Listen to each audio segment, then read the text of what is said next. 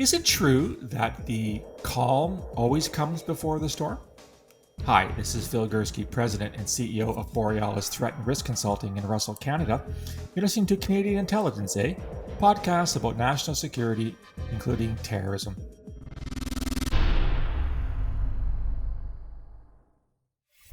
You know from all of the podcasts I've done over the past 5 years or so that I worked in intelligence for 32 years. I worked in counterterrorism for 15. I've written 6 books on terrorism, mostly the Islamist extremist variety, which unfortunately has not gone away despite what people are saying about the rise of the far right, which, yes, is a very, very worrisome trend. My hometown, London, Ontario, just had what appears, I say, because it hasn't been demonstrated definitively, possibly a right-wing attack against a Muslim family on Sunday night. But, a lot of people have kind of said, kind of yesterday's boys. Islamic State, well, the caliphate's been taken over, therefore they're not the threat that they once were. We can move on kind of thing. Not surprisingly, I've been pushing back, and I came across a really fascinating article on a website called Engelsberg Ideas a few weeks ago by my guest, whose name is Suzanne Raine.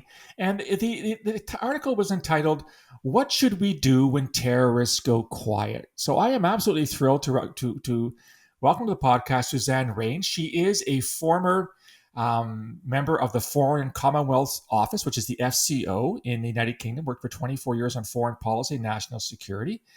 She was posted in Poland, Iraq, and Pakistan, and she specialized in counterterrorism and was also a senior member of the UK Government Assessment Committee.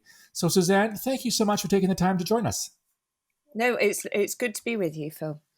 So, when you wrote this article that I read, and I'm going to put a link to it in the podcast, what did you mean when you said that terrorist groups go quiet? What does that term mean for you?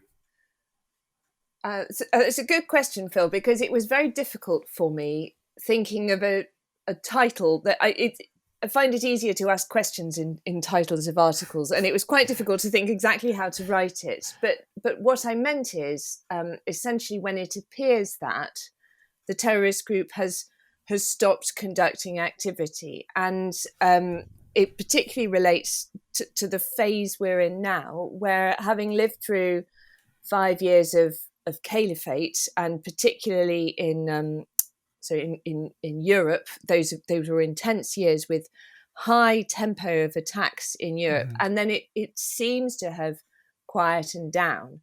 And from objectively on the streets of European cities, it is a lot quieter than it was. So I was just, it was just a phrase used to sort of point people to this moment where the terrorists appear not to be active.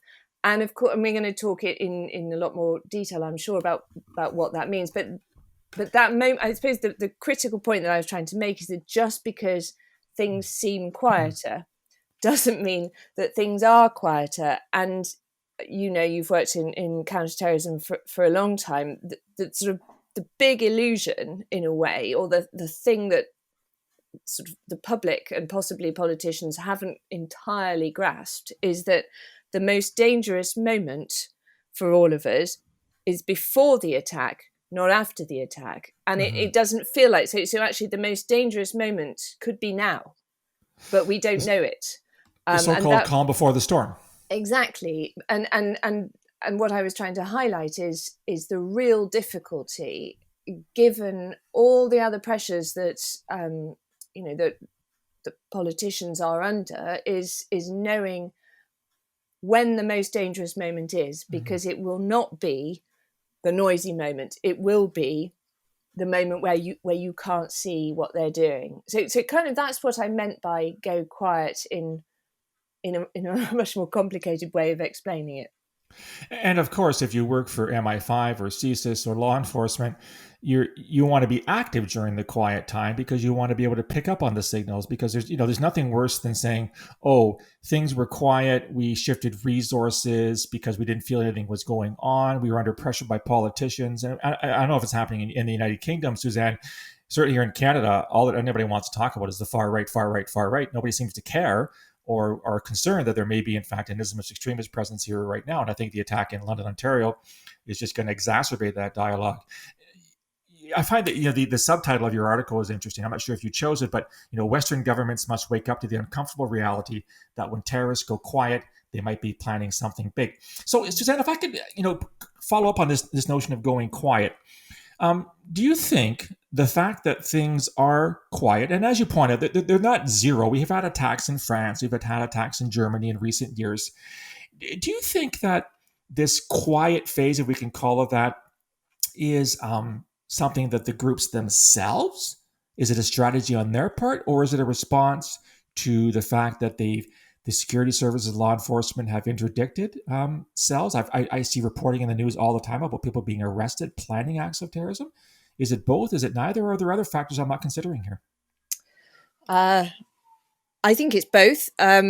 So the subtitle, the critical word in the subtitle is they might be planning something big. So Right. I'm not saying if you can't see any terrorism, you should automatically assume that they're planning something big. What I'm saying is if you can't see any terrorism, you have to maintain the capability so that you're able to spot if they are planning something big, because you can't assume that they're not. And the pattern in the article, I described sort of two cycles really where Western governments and the terrorists were out of sync. And the first is the planning throughout the 90s, which culminated in 9/11. Of course. And at the time, mostly during the 90s, most of the attention was actually still focused on Palestinian rejectionist terrorism and on Hezbollah, because they Right. were the ones who'd conducted the attacks in the 70s and 80s. So in a way, there was a sort of lag before people really cottoned on. And I mean, I know clearly towards in the late 90s that there was no question about the threat from Al-Qaeda, but it took a bit of a lag before it was, well, it took 9/11 before people realized how serious it was. And that is because it was an unimaginable event. But then this the second cycle, which was particularly the sort of the reduction, certainly in perceived terms, the reduction in the threat from Islamist terrorism, specifically to Western countries, that happened roughly between 2008 to the time of the declaration of the caliphate, the growth and declaration, so 2013 to 2014. And that was a period when essentially it maps completely onto drawdown from Iraq, and to the sort of the violence that came after the failure of the Arab Spring and the war in Syria. So essentially, that was the time when the things that were keeping pressure on the Islamist groups relaxed in lots of different ways, and drawdown from Iraq was one element of that. And they received a whole load of new impetus. And the problem for Western governments was that it was in a sense, it was a natural consequence of the drawdown. So the US troops leave Iraq. You had then a series of jailbreaks, which has consistently been an indicator of reorganizing growth of terrorist groups. They're kind of getting the band back together.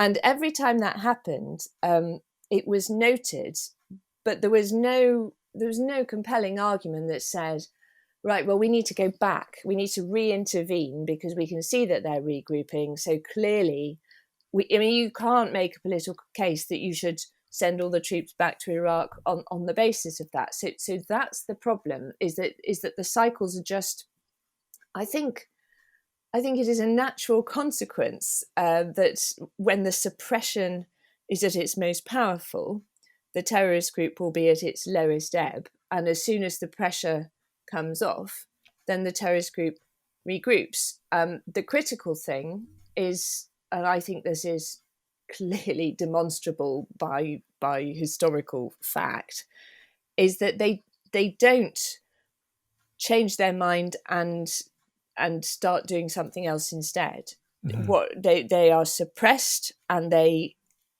struggle through the suppression phase, and in in the cases of both Al-Qaeda and Daesh, that's been extreme amount of physical suppression, so military engagement, bombing campaigns, particularly against Daesh in Syria, where they were physically forced out of Raqqa and the lower Euphrates Valley. So that's a complete physical suppression, but it doesn't change their minds, and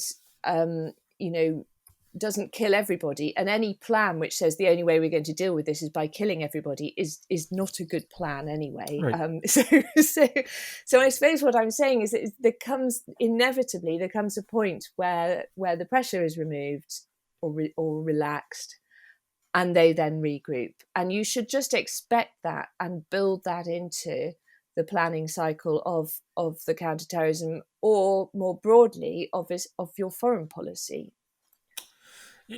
There's so many good points you've raised here, Suzanne. The one I want to pick up on before I go on the next question, which is a brilliant segue. So thank you for setting up this notion that terrorists, they don't change their minds just because they're under pressure. They don't have their, pardon the phrase, come to Jesus moment and decide they're not going to be terrorists anymore. They either hunker down or they fight back or they regroup, whatever.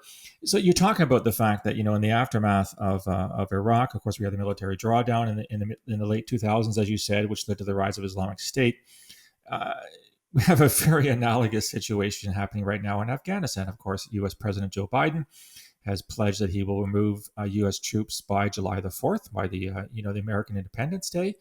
And I follow Afghan news on a daily basis. I don't know if you do, but there are attacks daily by the Taliban. There are attacks weekly by the Islamic State affiliate, the Islamic State in Khorasan.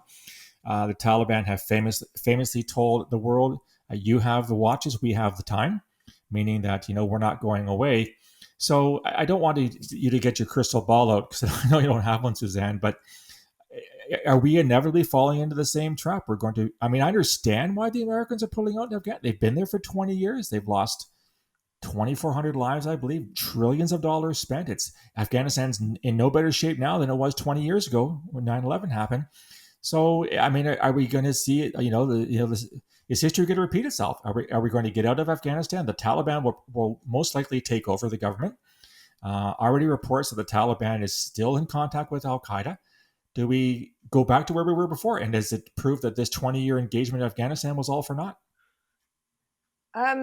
Well, Phil, it's all very depressing. I think. Sorry.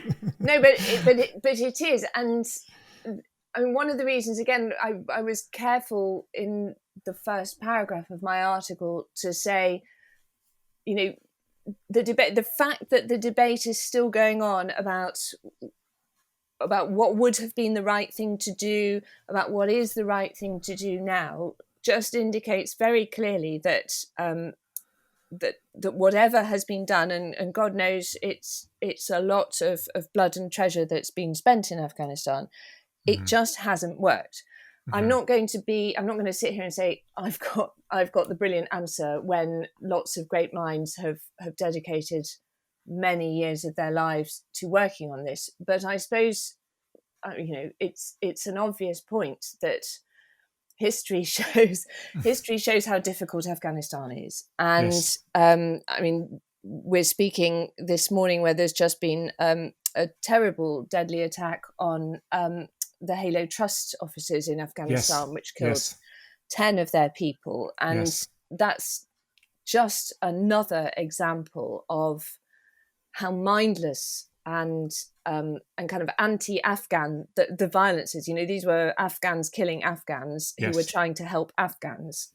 So it's in a very bad place at the moment, if that's what's happening, and it is, and and women and children are being killed because they're women and children. So so let's be pessimistic about that. I think the thing that I'm most concerned about, in a way, is where the role of the Islamic State sits in all of this. And it's been there for a number of years now, and it's doing what it's done everywhere else, which is essentially be more violent and mindless than than the Taliban or Al-Qaeda ever were. And that the hallmarks of their attacks, which are more indiscriminate in that, or not more indiscriminate, but they have a wider range of targets. They have a wider range of groups of people who they consider essentially to be inimical to the kind of state that they're trying to create. And they fuel this sectarian division. All of those are really, really bad developments. And for me, I worry that what you're going to end up with is a peace process with only half of the problem, you're only talking to half of the problem. So you might be able to bring the Taliban on board, but the Taliban are now the grisly old men, and there's the new disruptors on the block who are not at all involved in this peace process, and you wouldn't want them to be, because you don't want. So I think that's how can I see a good side of it? I mean, that is something that the Taliban themselves are going to have to work out what they're going to do about it. And I suppose, I don't know, a best case scenario is that the Afghan government and the Taliban together are able to eliminate this even more extreme version of Islamist terrorism that has now taken root there. I mean, and it's taken root there in a way that is more resilient, I think, than people expected, because there has been a consistent campaign, again, military campaign, to disrupt IS Khorasan province, as they're called. And despite that, they're continuing to do the attacks. So, it's going to be a really tough thing to break that down, I think. You're not alone, Suzanne, in being pessimistic about Afghanistan. I think we all feel, obviously, for the Afghan people. I've got friends who are Afghan Canadians who've come here, and the country has been in a state of turmoil for decades now, and there's no shine on the horizon there, I think, for that. And I'm glad you did bring up ISK. It gets very little mention, I find, in most Western media. You only tend to hear about the Taliban, who of course are the largest actors, but the ISK, as you said, has been around for quite some time, and they're quite resilient. And like other Islamic State so-called provinces, they are particularly heinous and brutal. You see what they're doing in Mozambique. You see what they're doing in eastern in the DRC, in Congo, beheading people, et cetera, et cetera. Let me ask perhaps an unfair question, Suzanne. It strikes me that we here in the West are generally very short-sighted. We don't tend to look down the road. We tend to look at sort of, what's happening next economic quarter. We want to move on to something new. We don't have the patience, kind of thing. Do you think that if this is truly a characteristic of Western society, do you think our inability to hold our attention onto something for long periods of time, like Islamist extremism, which has been around for the better part of, well, at least 40 or 50 years, are we getting bored of it? And this, therefore, governments consist of human beings, and human beings have their foibles and their failings. Is this inability to have the long-term view, is this having an effect in our ability to maintain our attention on Islamist extremism because we've gone on to something new, or am I making too much of this? Yeah, no, I think we get bored of things very quickly, especially if they're essentially relentless bad news. And for me, the problem with the way that Western governments deal with Islamist terrorism is that it becomes something that is a security-led problem, not a diplomacy-led problem. And Right. I'm not saying what you think I might be going on to say, which is essentially that we need to look at the entirety of the issue and we need to put lots of effort into development, because I don't think necessarily that I don't think the one cures the other. I think development is in its own right a good thing. It hasn't necessarily demonstrated over the years that if you put a lot of effort into developing a place, you reduce the Islamist belief. I think there are a whole load of other things that are very complicated that shape Islamist movements. It is the case in some instances, like Mozambique, that a narrative of grievance, of neglect, of profiteering enable an Islamist movement to recruit people from within a community. So it is clearly the case that you can reduce a community's vulnerability to radicalisation by dealing with local grievances, and by local I mean, within a nation or within a region. But the big frustration that I have had for at least the last 20 years is that separation between security and diplomacy. So we're now in this sort of phase where everybody's talking about US-China rivalry, or Russia being a big disruptor in different ways. And the point I was making is that in every way that you measure strategic impact, the Islamist terrorists have had greater strategic impact on our societies and on our spending, including ridiculous, impossible military budgets, than any state power. And so to write one off as being a security matter and the other as being serious diplomacy is a false categorization. They're all serious diplomacy. And I think that there's a weakness in the collective approach of Western countries towards this is that the diplomats have been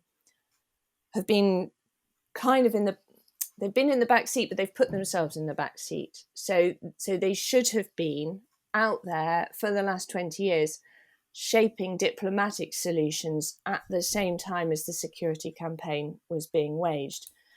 And this is an insane but obvious example is the Syrian war, where it is, if I were to write down the narrative of the diplomatic efforts to find a solution to the Syrian war over the last however many now years it is, God, Phil, how many is it? 8, 9 years. Oh, exactly, yeah. The most coherent narrative would be an Islamist extremist narrative, because you couldn't explain Western behavior, Western decision-making, Western interventions in any other way. And that, of course, is terrible.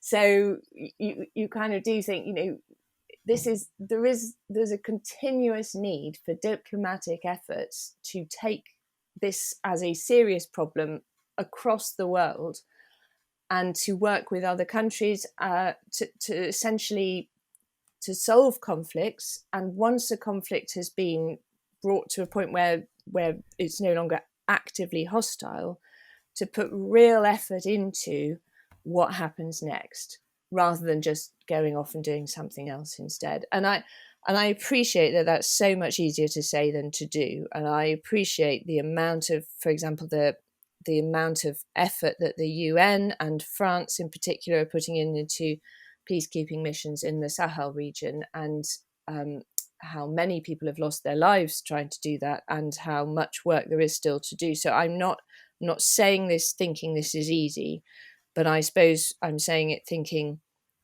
it needs to continue to be a diplomatic priority, so that it's not just left to the military and the security agencies and development to try and work it out between them.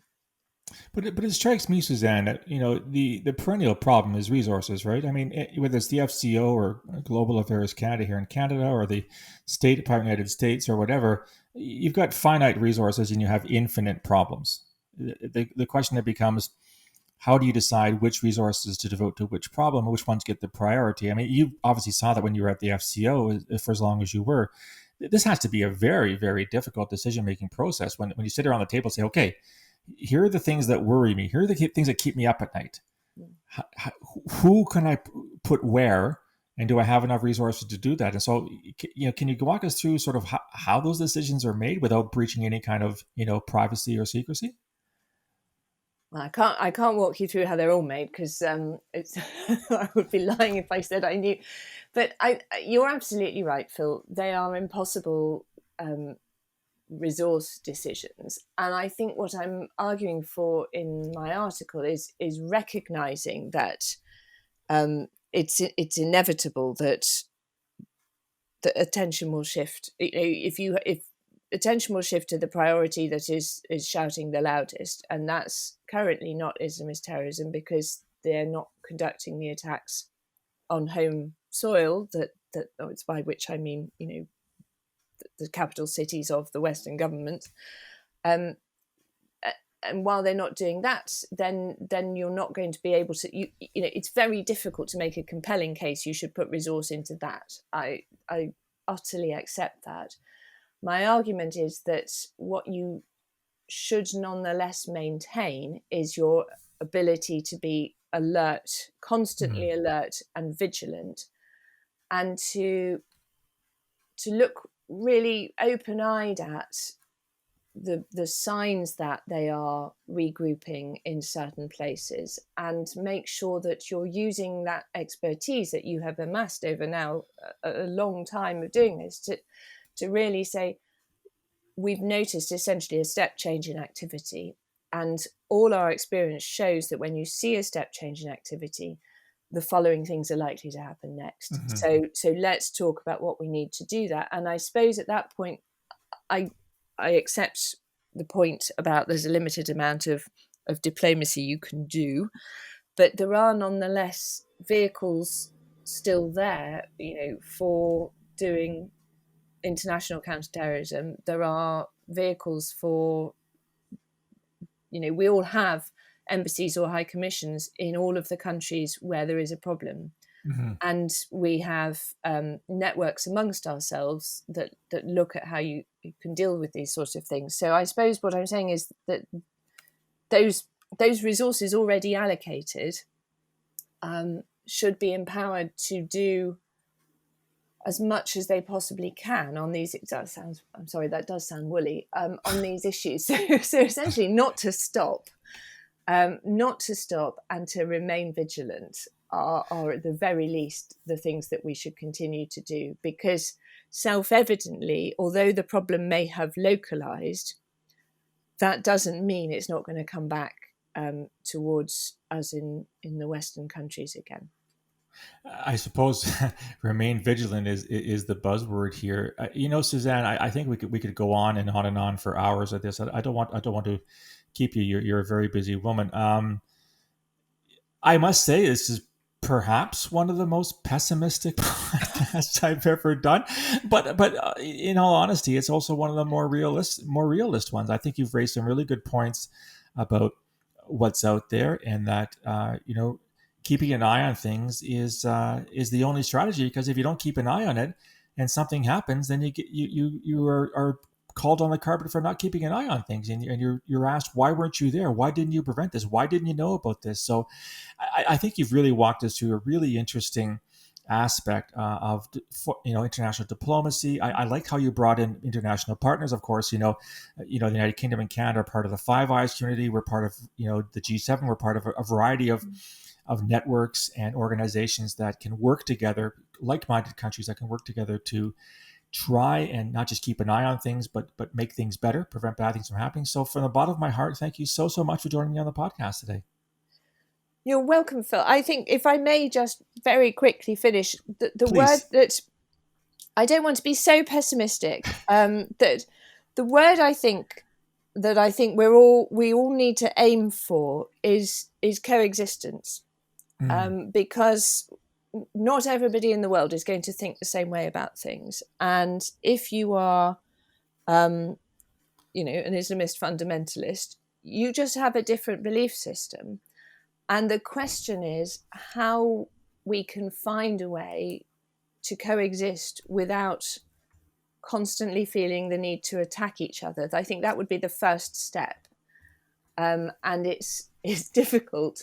But I think we have to accept that we're not going to change it. We're not going to make everybody think the way we think. But if we can start at least to reduce the amount of violence, that I think is really important.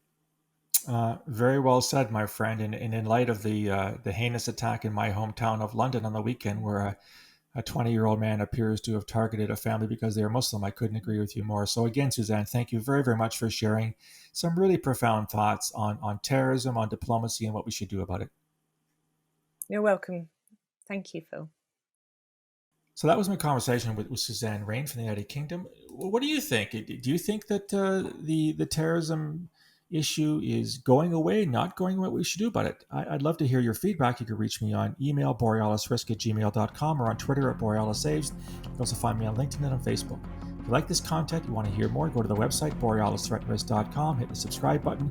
You get a free daily digest of podcasts, blogs, etc. to your inbox every morning, as well as a link to my newest book, The Peaceable Kingdom, A History of Terrorism in Canada from Confederation to the Present.